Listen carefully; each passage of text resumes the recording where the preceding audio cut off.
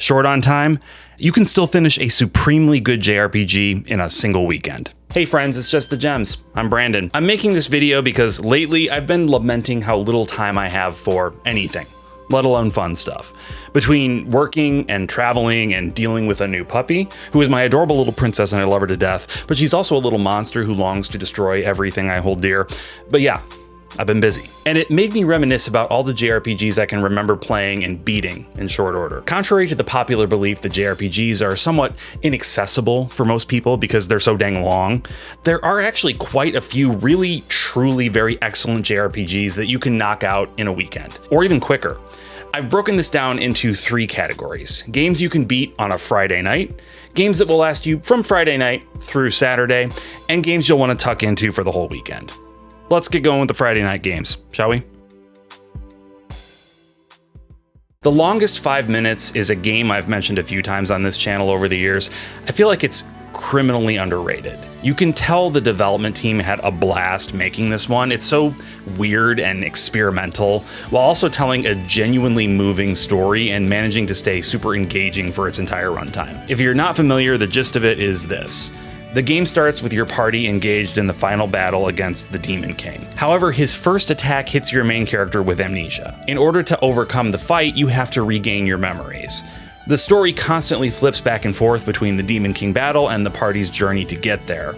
And that backstory is told non-linearly, which makes piecing everything together really enjoyable. The gameplay is simple turn-based, and it doesn't break any ground on that front, which is fine because it's not trying to. It's using the medium of the JRPG to tell an interesting story that in a lot of ways comments on the genre itself. This is absolutely deserving of more attention, so I hope you'll consider giving it a chance.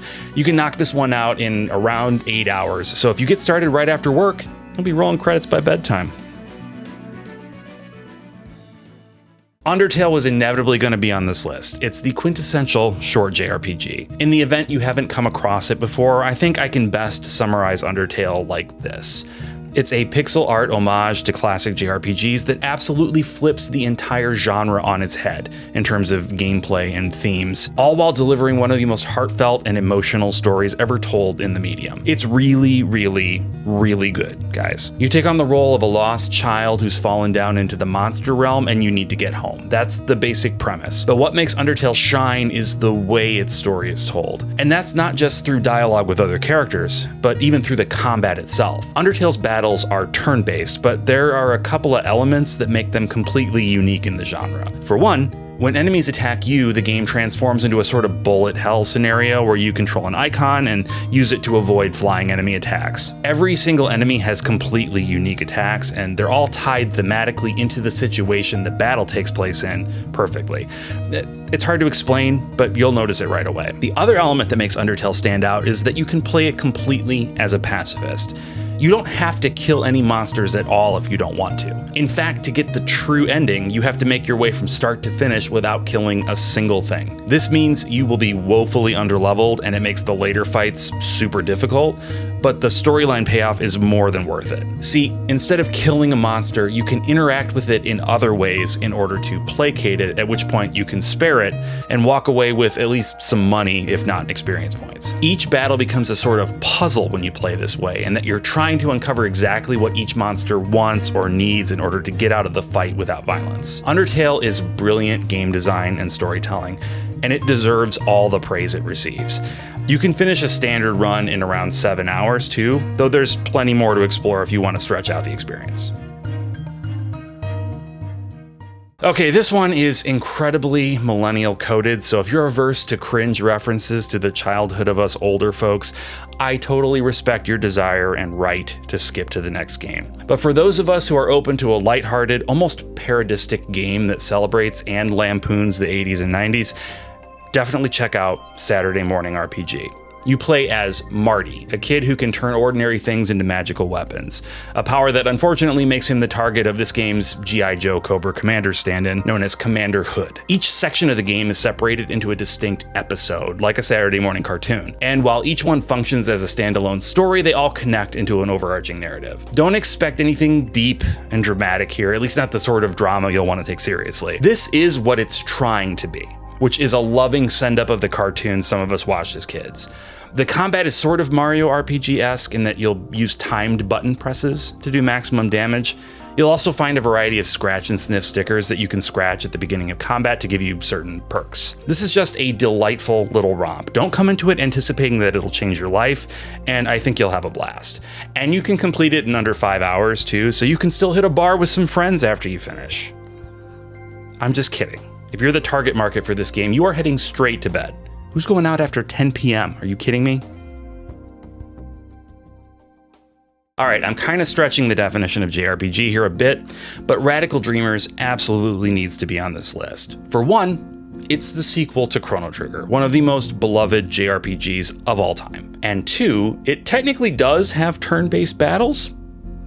Kind of. Radical Dreamers is a visual novel that tells the story of Surge, Kid, and Magel, three thieves who are infiltrating a rich guy's manor to steal something called the Frozen Flame. If you've played Chrono Cross, the more widely known sequel to Chrono Trigger, this is going to sound familiar. In a lot of ways, Chrono Cross is a reimagining of Radical Dreamers, but there's enough difference in story here that it's worth playing this one on its own. Plus, Chrono Cross sort of canonizes it as taking place in another dimension, which will make more sense if you play Chrono Cross, and I'm not going to talk about any more weird dimensional stuff because it's confusing and alienating. Actually, that might as well be the slogan for my channel. Just the gems. Confusing and alienating. I like that. Anyway, you progress through the manor by making choices at key points in the story, leading to one of several endings. I mentioned combat, and there is combat, but it's handled in a visual novel sort of way, so don't expect anything typical on that front. It's such a cool experience, and thanks to the Chrono Cross re-release on modern consoles, we actually have an official English localization of Radical Dreamers we can enjoy today. It's only a few hours long for a single run, and heck, you can probably complete everything the game has to offer in 7 or 8 hours. It's a weird and unique piece of JRPG history. Definitely consider giving it a chance. Okay, now we're getting into games you're going to need to invest a bit more of your weekend into. First up, Parasite Eve. This is such a weird and cool game. It came out on the heels of Final Fantasy VII when the whole world was enraptured by Cloud's pointy CG hair. Square leaned into that love and crafted the cinematic RPG, really emphasizing Parasite Eve's cinematic sequences as a major selling point. It worked, too, because this sold really well for such an odd game. You play as Detective Aya Brea, and you're on the hunt through an abandoned New York City for a woman named Eve. Well, actually, I don't think the woman herself is named Eve. Eve is the name of the evil parasite mitochondria thing that's controlling her. Eve is leading a rebellion and somehow convincing everyone's mitochondria to rebel. And as those of us who went to high school know, mitochondria are the powerhouse of the cell. So that's a big deal. Battles take place on the field maps and involve Aya running around freely within the confines of the battlefield and aiming her firearm at specific enemy body parts, all while trying to dodge incoming attacks. It's novel, it's dark, it's 90s as hell, and it's a good time. And it's only like 10 hours or so if you're not doing all the bonus dungeon stuff, so super digestible. I promise the rest of this list isn't going to be super dark gothic horror JRPGs, but this one is. This is Koudelka, and it's one of the greatest oddities of the 32-bit generation of consoles. Koudelka is similar to Parasite Eve in that it's like what happens if you mix Final Fantasy and Resident Evil together in a blender. Koudelka is a bit different in that here, you accidentally added about 50% more Final Fantasy than you meant to. Still delicious, but a little bit off. Koudelka's RPG-ness feels a bit more forward. Battles transport you off to a separate battle screen where you'll tactically move your characters around in turn-based fashion and send attacks flying at a bunch of nasty monsters. The rest of the game plays out much more like a traditional survival horror. Though I guess calling it traditional back then wouldn't have made much sense since the survival horror genre was pretty new. Still, you're exploring creepy gothic environments and getting sucked into a dark and twisted story. The presentation of that story is one of the coolest things about Koudelka, honestly. A lot of the scenes feature full motion captured action, meaning the characters aren't just standing around and talking with a few stock animations thrown in to keep things from getting too stale. They're actually being acted out on a soundstage by real actors. It makes a big difference in how the story is received. Big props to them for doing something like this back on the original PlayStation. Also, fun fact, this game was directed by Hiroki Kikuta, who is probably most famous for writing the music for Secret of Mana. Strange but true. This is a really cool game. One caveat though, if you're playing on original hardware, it's a pretty slow experience. The battles in particular can feel like a drag. If you were to play this on say, some other device somehow, one in which you might be able to speed up the gameplay, that might be better. But I don't even know if such a thing as that exists. I'm innocent. But look, even at slow speed, you can finish the story in around 13 hours, so it's still super doable. Here's a game that is always overshadowed by its sequel, and from what I understand, the praise that 8-Bit Adventures 2 gets is well-deserved. But I don't think you should overlook the original 8-Bit Adventures. This is a game that delivers a small but powerful experience with a story featuring some genuinely cool twists. It leans super heavily into that 8-bit nostalgia, which isn't a surprise given the name, but that doesn't mean it carries over that era's more negative idiosyncrasies. The gameplay is turn-based, but doesn't waste your time. Combat uses a sort of rock, paper, scissors mechanic where the color of your hero determines what they're strong and weak against. Your main character is blue, your thief is green, and your wizard is red. This makes them inherently better at attacking enemies of the contrary color. But each character can also learn skills with different color attributes to them, meaning you're never stuck in a situation in which a character is completely ineffective against any particular enemy. There are some sequences in the story that straight up made me go, oh man, that's cool. At a certain point, the game transitions into what is essentially a Game Boy aesthetic, with every element of the game taking on that persona for the duration of that segment. I mean, this is a game that is just packed full of a bunch of really cool ideas and solid execution, all within a game you can finish off in about 13 hours. The sequel, which I've got on my shelf but haven't played just yet, that one's about twice as long, and it looks like it improves on the original in just about every way. That means I'm pretty much guaranteed to love it. If you're at all interested in this style of classic JRPG throwback, definitely check out 8-Bit Adventures: The Forgotten Journey on Steam. It's been long enough now that the bizarreness of Square partnering with Nintendo to make a Mario RPG has diminished. But man, it was the craziest thing back in the 90s. Mario, a series with only a handful of entries at that point, if you can imagine that. I mean, not counting weird spin-off educational games and kart racers, there were like 5 or 6 Mario games in total. Insanity. But a series like that, which is all about side-scrolling, jumping, and stomping with absolutely nothing in the way of story, to suddenly become a full-fledged JRPG. And Square wasn't messing around with this thing. They made the characters and environments using Silicon Graphics workstations, similar to how Donkey Kong Country was made. That sort of pseudo 3D thing was all the rage for a bit back in the mid-90s, right up until the PlayStation and N64 made real 3D a thing. It looked great and it played fantastic. This is pretty much the OG timed button press JRPG that every other timed button press JRPG is drawing from. Without Mario RPG, I don't think we'd have Clair Obscur Expedition 33 or Legend of Dragoon or any games like them. It introduced the concept of active engagement during turn-based battles. The genre landscape would be pretty different today without it. On top of that, this game has one of the coolest soundtracks in the 16-bit era from Kingdom Hearts composer Yoko Shimomura. The original version of this game probably run you around 17 hours, but with the quality of life enhancements and the full Switch remake, you can definitely beat this one in under 15. It's so worth it.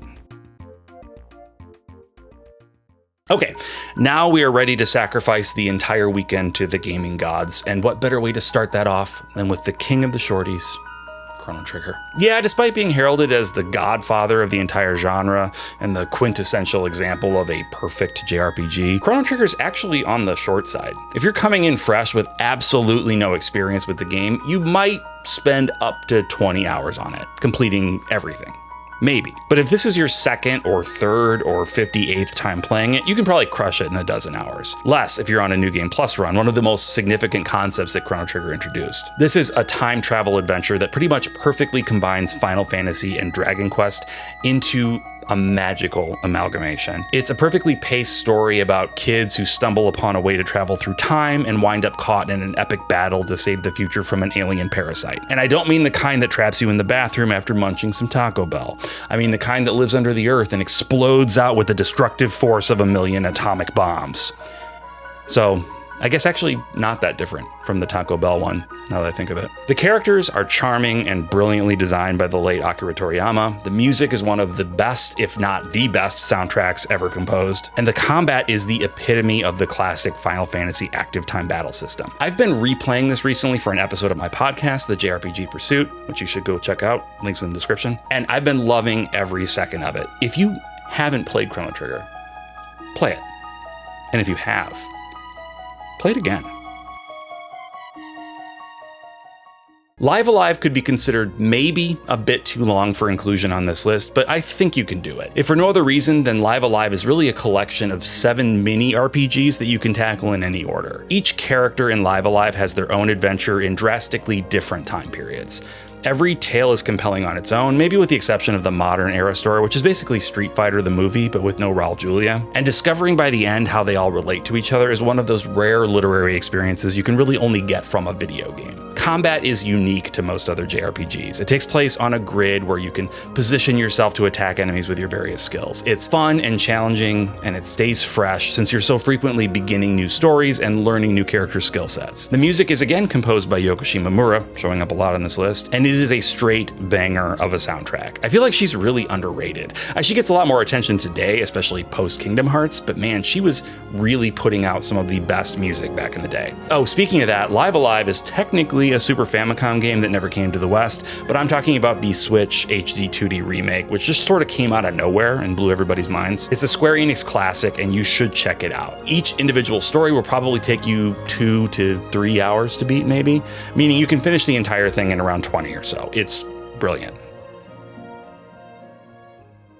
Figured I'd cap this off with my favorite indie game of the last maybe ever? I know, that's a high bar, and there are several games that come very near the top of that list, but Quartet is pretty special, even among all the unique indie JRPGs out there. It accomplishes this by just being a pure distillation of the things I love most about JRPGs. The characters, the story, the music, and the vibes, really. Quartet starts you off with a choice between 4 characters, similar to Live Alive. You'll play through that character's story, and when you reach the end, you return to the selection screen and choose the next. In each character's story, you'll meet not just that character, but another important character, and after all of the quartet of stories is complete... Oh, I think that's why it's called Quartet. Huh. Clever.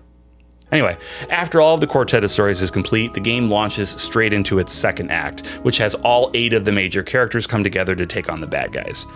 Combat is straightforward turn-based with an emphasis on switching characters in and out of the front lines. Characters in the back can attack, but they regain magic points, so keeping up a good rhythm of bringing characters into attack and having them retreat to recharge is what it's all about. The combat is fun, like I said, but where this game really shines is in the most important stuff. The story is complex, not just in terms of twists and turns, but from like a moral perspective too. It can get a bit heavy at times. I love stories that aren't afraid to be dark, and Quartet avoids the trap of being super dark just because it can be. There's plenty of humor and strong character moments throughout the entire runtime. It's such a beautiful experience, and I really can't recommend it enough. This is one that will probably take you around 20 hours. I know they've added quite a bit of content since I originally reviewed it, meaning there's even more there to experience now, but if you're just mainlining the story, I think that estimate is still pretty accurate. If you want to start getting into indie JRPGs, this is maybe the best place to start. And that's it. What do you think? Any shorties I left off the list that I should have included? Let me know down in the comments. Thank you so much for watching, and I'll catch you next time.